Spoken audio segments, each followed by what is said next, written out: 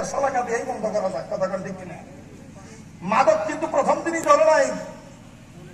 প্রথমে মাদকাসক্ত আমাদের আশেপাশে ঘোরাঘুরি শুরু হয়েছে, এরপরে বিড়ি টানা শুরু হয়েছে, এরপরে আস্তে আস্তে বিড়ির থেকে বড় এটা তো এক এক সময় এক এক নাম ধারণ করছে।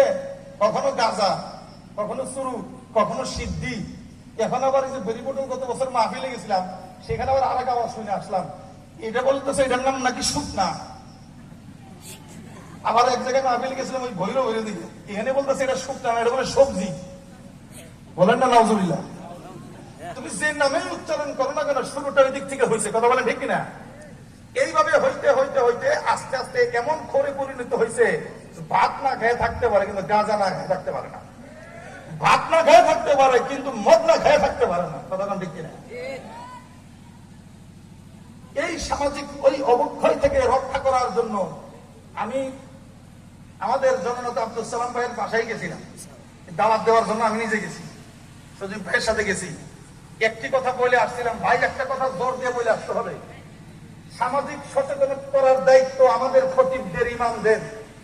আমরা কারো গায়ে হাত বুলাইয়া পিঠে শাসন করাইতে পারবো না, মানুষের দিলের মধ্যে টাচ করাই দিতে, কথা ঢুকাই দিতে পারবো, এইটুকুর দায়িত্ব আমাদের আছে।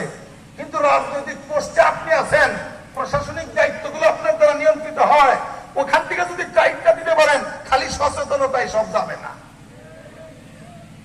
উনি কিন্তু ওয়াদা দিয়ে আসছিল আমার সাথে, হুজুর আমি বলবো জোরে জোরে, এই জন্য পিছনে বারবার খুঁচা দিয়ে বলাইছি যে বাইরে একটু কন, এটা বলুক।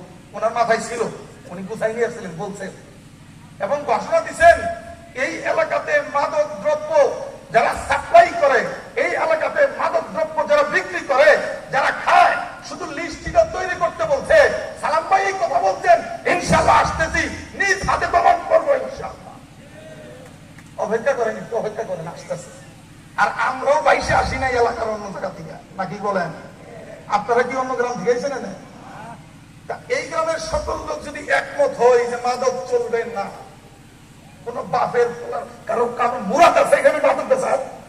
এই সবাই বলেন মুরাদ আছে? জোরে একটা তো বেরো দিলেন দেখি, মাদকে রাস্তা না, মাদকে রাস্তা না, ভেঙে দাও, পুড়িয়ে দাও। এটা কি স্লোগানের মধ্যে না বাস্তবতা করতে হবে? পরে কিন্তু ফিল্ডের লোক কম না, কারণ আমি কিন্তু অভিজ্ঞতা আছে, আমার দোস্তহীন একটা বই আছে, এর আগে মঞ্চ করতেছিল নাটক রক্তবিদের, বাধা দিতে গেছিলাম, খুঁজতে পরে 3 জনের পাইছি, আমার কিন্তু অভিজ্ঞতা আছে। পরে দেখি যেই লোক 3 জনের 2 জন আমরা একমতে, আরেকজন উনি হইলো, উনি আমার